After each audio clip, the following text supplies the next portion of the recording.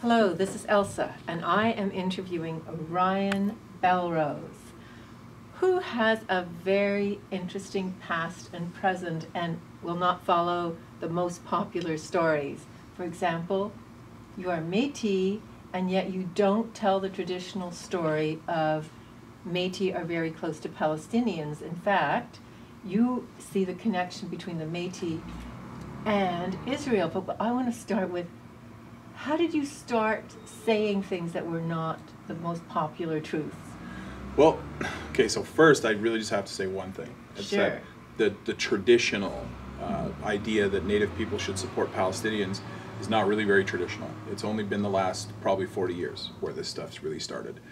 Actually, I had a conversation with a friend of mine who was in the American Indian movement in the 60s, and he actually told me, he's like, we used to think of ourselves as a lot like Israel.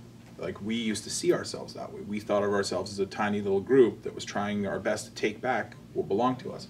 So it's really only been 40 years that we've started to perpetuate this nonsense that the Palestinians are like Native people because white European colonizers came and took their land.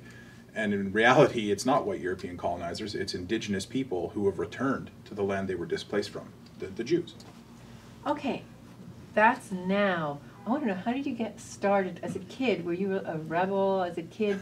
Were you able to see things most people didn't? Yeah, ever since I was a little kid, I grew up, and I know it's really difficult for people to believe this, but I grew up and I was really small. I was a small child. Yeah, I know. Even people that know me, they still find it kind of amusing that I was, my nickname, and I really shouldn't tell people this because it comes back to me all the time. It's very, not a happy nickname, I don't like it, but it's Tiny Riny. And oh, yeah. Sorry. I'm sorry. So yeah, so I was small. So what that meant was I generally had to be creative, well, I'll say, to defend myself. Because I mean, if I just tried to match brawn with brawn, it would be a very unpleasant day for Ryan, Tiny Riny. So yeah, I learned to be a little bit more questioning. I learned to be very careful on how I said things, how to say things without coming right out and saying I don't agree with you, but I could still disagree without them really even paying attention to the fact that I just disagreed. So I became more involved in learning how to do things for myself, learning how to find information.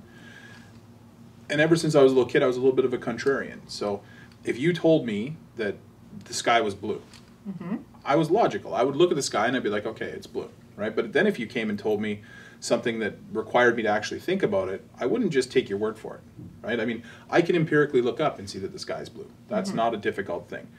But if you were to come to me and say, water tastes good, right? Well, a fact would be that water is wet. An opinion would be that water tastes good. So then, I would probably come back to you and say water doesn't even have a taste, because my experience is that it doesn't. So yeah, that's the kind of kid I was. And I was that kid too, the annoying kid that has to ask 500 questions about everything. And my dad used to get really annoyed with me, and he'd be like, go ask your mom. So, but thankfully my mom was a fairly intelligent lady, so she usually had a good answer for me. Can you remember the first time you became aware of anything to do with Israel, Palestine, or the Middle East, and what kind of story did you get? So it's interesting you brought that up, because my very, very first memories of Israel were Sunday school. And we would talk about the Bible, and the priests and stuff, they would teach us, because I grew up in a very small community, and at Sunday school they would teach us books of the Bible. Now, I was one of those rare kids that actually read the Bible on his own, because to me the Bible had some really incredible stories. I mean, and I know it sounds really terrible, but I mean, you look at the stuff that you can read in the Bible, there's violence, there's sex, there's all these things that in regular literature children of that age aren't even allowed to read. But as a young kid, I'm reading about the Maccabees and the Jewish revolt, and it's in the Bible. But so it was allowed reading. But to a little kid, that's like like little boys are interested in war and stuff like that. It's just natural.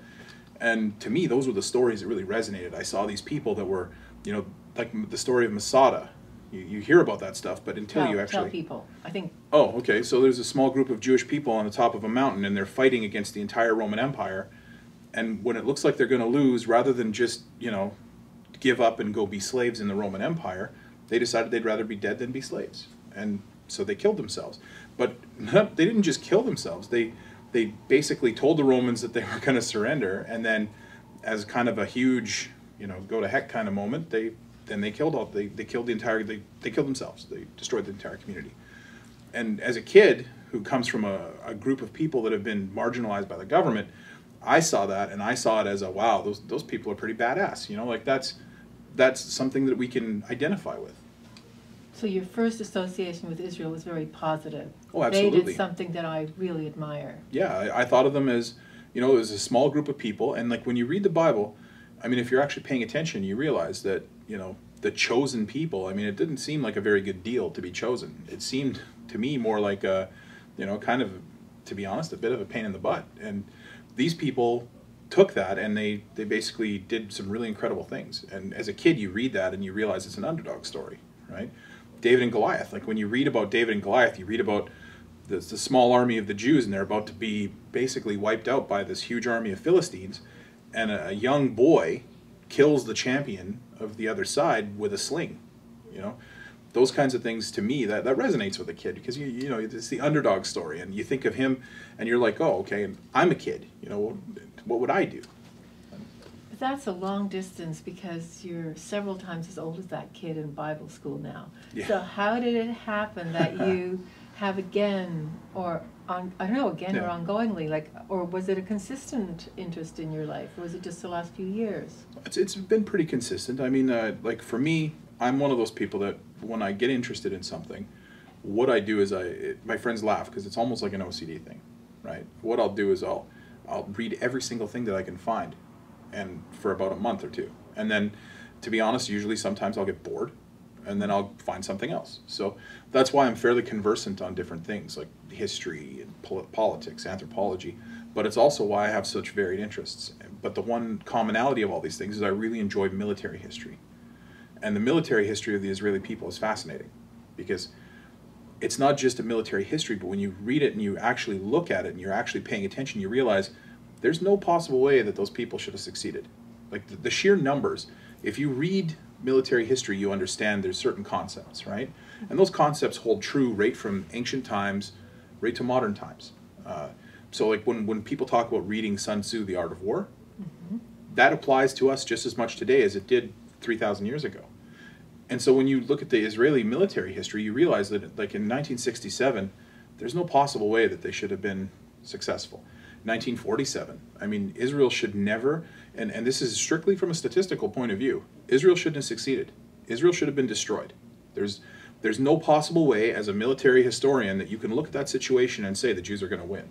And not only are they going to win, but they're going to be ridiculously successful, right? It's just physically not possible. And yet, 1947, they won. They achieved independence.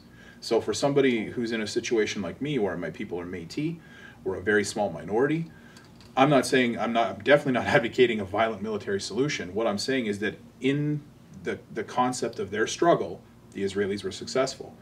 That gives us an example, and it shows us that yes, even against overwhelming odds, we can be successful.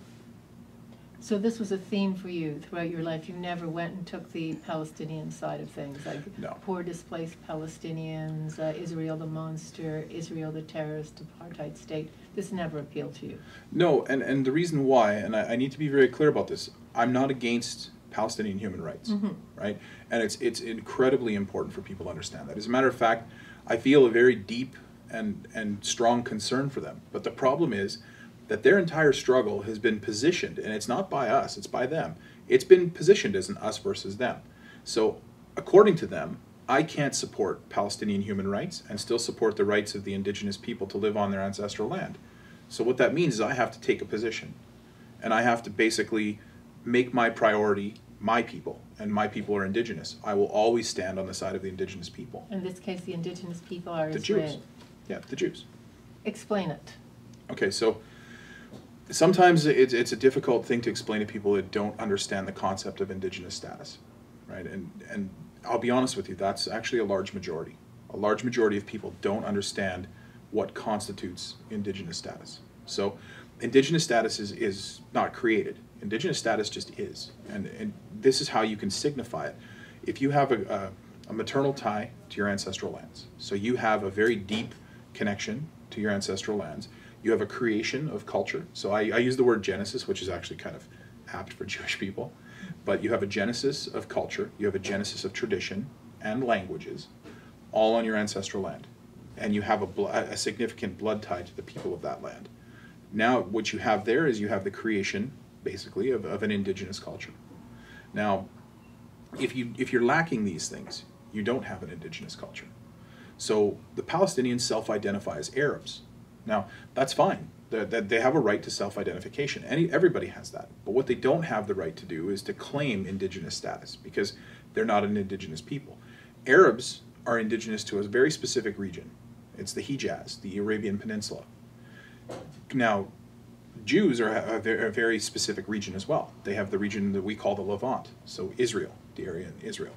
Now, the argument is always, well, you know, the Arabs are Semitic people and the Jews are Semitic people. And I mean, that's an argument that they think is brilliant and it negates indigenous status, but it does no such thing. I'm Métis. I'm from the Red River.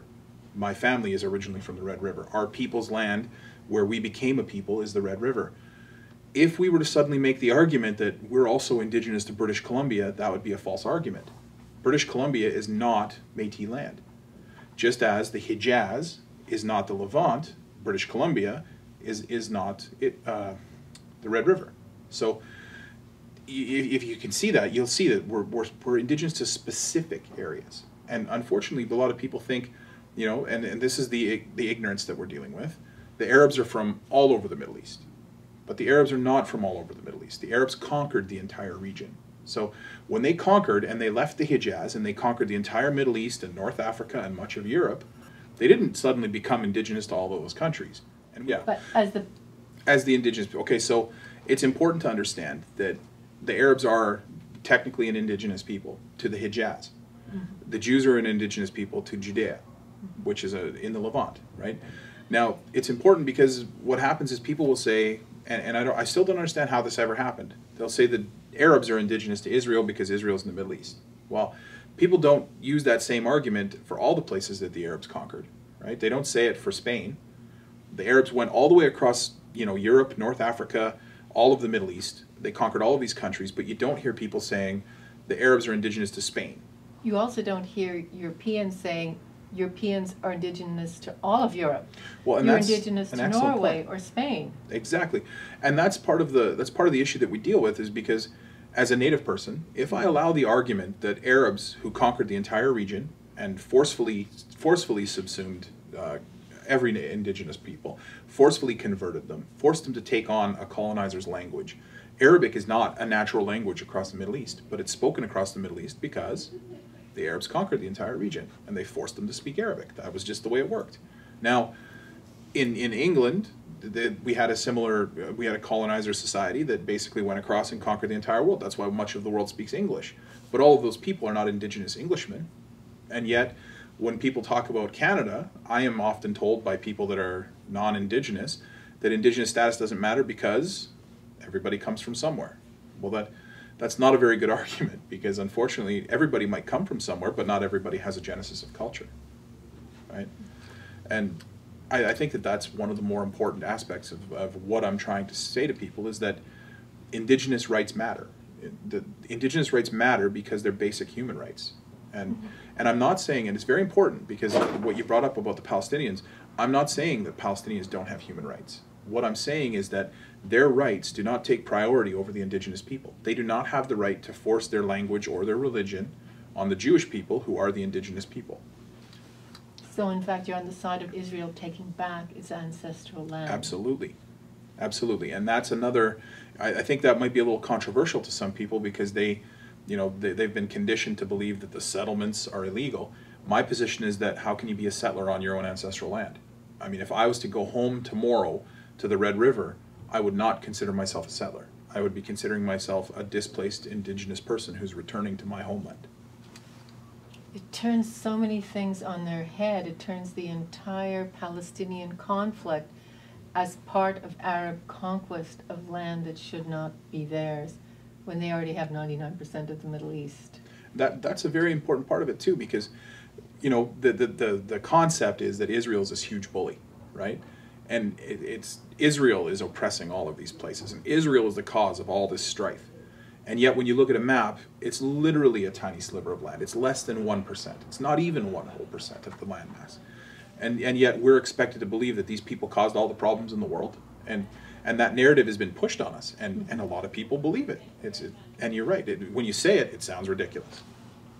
I like it that you are for human rights generally, because I think that is so important. And my own standing with Israel is on the human rights issue, because they are so good on human rights, whereas the countries around them, I say, let's say you gave Saudi Arabia control over Israel, it would just devastate the human rights in Israel. Absolutely. And the Palestinians don't have the human rights that the Israelis do, and that the Muslims have in Israel. Well, absolutely. And you know, when I went to Israel, this is the one thing that I am so thankful to Stan with us for sending me to Israel for, because I didn't really have this concept cemented in my mind, is the fact that Israel does such an amazing job when it comes to the human rights. The other side would have us believe that, okay, Israel does this and it's bad. Israel does this and it's bad. And oh, if you talk about how the their neighbors act towards Palestinians, well, that's now you're just trying to change the subject. But you're intelligent enough to understand that human rights are for everybody. Human rights are they're not a malleable concept. Human rights are human rights. So it's not against human rights to speak up and say, you know, what, 200,000 people were killed in Syria, next door to Israel, and they were killed in less than 2 years. When you look at the Israeli-Palestinian conflict, 40,000 people, and that's according to the Palestinian statistics, 40,000 people have lost their lives in the conflict with Israel since 1947. So that's a significant change. Now, but if I bring that up in a conversation, someone will say, well, now you're trying to make excuses. I'm like, I'm not trying to make excuses. There's nothing to excuse. I'm telling you that there's a significant disparity in the conflicts. Like, one conflict is clearly an asymmetrical conflict where there's urban warfare and they're killing their own people. And there's an army attacking civilians. One conflict is no such thing. One conflict is a small, tiny nation defending itself against people attacking it. And the actual casualty numbers bear that out. So, I mean, it's all these things, like, people make it sound sometimes, I think, like my ideas and what I'm saying are these, you know, crazy things. And like you said, it does turn a lot of things on its head, but the reason that it turns those things on their head is because they're based on falsities, fallaciousness. It's not true. How do you get that message across? Because what I know you as is an activist. You don't only hold those opinions. How do you get the message across, and what do you suggest for any viewers? What can we do? Well, the most important thing is to stop being apologetic. That's, in my firm opinion, that's our biggest problem as advocates, especially if we think that our cause may not be, you know, mainstream. It doesn't matter if it's mainstream if it's right? And I have this argument quite often with people. They'll make an appeal to authority. They'll say something like, well, the UN says. And I'm like, well, I don't really care what the UN says. Well, the majority says, and I'm like, okay, so if the majority told us that, you know, Native people don't have human rights, which was the case in Canada until the 1960s, would you agree with that? Because that's the majority. So what I tell people is, don't be apologetic. Like, if you believe something and you've done the research and you feel that your argument is strong, then advocate it. Don't hide it. Be proud of it. I mean, I look at Native rights, Indigenous rights in particular, like my people and the Jewish people. I'm not ashamed of it at all. I think it's a good argument, and I think it's a valid argument, and I think that it's an important argument. So I will come right out and say, this is how it is. And if you don't agree with me, you tell me your side, and then we'll see which one of us can make the better argument. It sounds like you have an incredible amount of knowledge at your disposal too. You're not standing on quicksand, or you don't have one little pebble of fact. Sounds like I could talk to you for hours and you give me more and more information. Yeah, it's, you know, I'm lucky that way. I'm a fairly intelligent person, and I've spent a lot of time reading and studying different struggles, history, anthropology, genetics. I like to know, and especially I like to know what the other side's arguments are going to be, so that I can make sure that my arguments are airtight. So I have a hashtag on Twitter that I use. It's unassailable. And the reason that I use that hashtag, it actually started out as a joke, because one of my friends was so frustrated with me one day. She was arguing with me about Palestinians and Jews. And she looked at me and she said, I'm starting to get a little bit annoyed with you. And I said, why is that? And she said, because your arguments are unassailable. She's like, every time you say something, if I try to refute it, you have another fact. And she's like, it's just frustrating. And I told her, I said, well, that's how every argument should be. If you're feeling strong enough about any argument, you should be able to make that argument in a convincing fashion. But more importantly, if they have what they believe to be a refutation of that argument, you should be prepared to say, okay, this is your refutation, and then I can refute your refutation. You shouldn't just be able to stand on one fact, right? And you're right, like I do my very best to make sure, like my Indigenous rights arguments are not based on religion. They're not based strictly on anthropology. They're not just based on genetics. They're not just based on history. They're based on all of these things. Because then, if you come back to me and say, well, the Jews aren't Indigenous because, then I have another, and the thing is, they're all true. So the people that are trying to argue against Jewish Indigenous status, they're already they're basing their house on a false foundation, right? So I have I have advantages. I think that is so good, and there's a point that I sometimes make. If you can prove me wrong, I have learned and gained. If I prove you wrong, big deal. I mean, it is what I want to do. If I have the facts, I do want it, but I haven't learned anything. Yeah. Because I already know. So your friend, as opposed to, oh, I'm frustrated that you're unassailable, maybe she could go, I've learned something, but you really sometimes have to swallow your pride because you've believed something for 10 years or longer, and all of a sudden somebody is giving you one thing after another after another. So it takes somebody who's big in a certain way to be able to take in the new facts. Absolutely. But on the other hand, if you are, and someone like you comes along who has more facts, and like you gave me some ideas and because I hadn't seen the conflict in that way because Indigenous issues aren't mine. Yeah. But you gave me something, and therefore I have grown from them. So I think that's one thing. Yeah, and I'm always trying to learn. Like I think some of my friends think that I'm just naturally contentious. Like on Facebook, I argue a lot. But a lot of times those arguments, I'm hearing what the other side genuinely believes. And so if I'm stupid enough to just refute the argument and then not learn from them, not learn that this is how they really think, that's on me. So what I try to do is I try to pay attention. Like what is the real issue behind their argument, and how is that affecting the argument? And then what I can do is I can actually say to myself, okay, do they have any validity to this argument? Because I'm not going to lie, there are some times where a pro-Palestinian activist will say something to me and it will resonate, and it'll be, they actually have a little bit of a point there. But then I have to look at it very carefully, and if it's not something that I totally disagree with, I'll acknowledge that, there's a point there. But if they do something where, and this is what they're very fond of doing, if they do something where they couch it in terms that are very prejudicial and very adversarial towards my rights, then I'll tell them that as well. So, like a good example would be, they don't, the nice way to say it, they don't just deny, or they don't just try to say that they're Indigenous, they try to deny Jewish people their Indigenous status.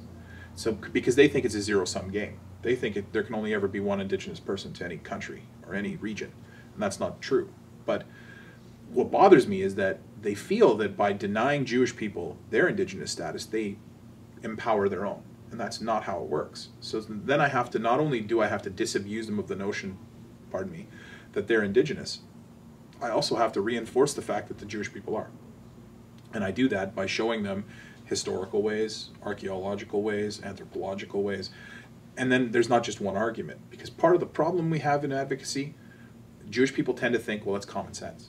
Like, that's where we're from. Like, read your own holy book, It's not rocket science. When you say the Jews are the people of Israel, everybody's learned that, even as small children, like I was saying in Sunday school.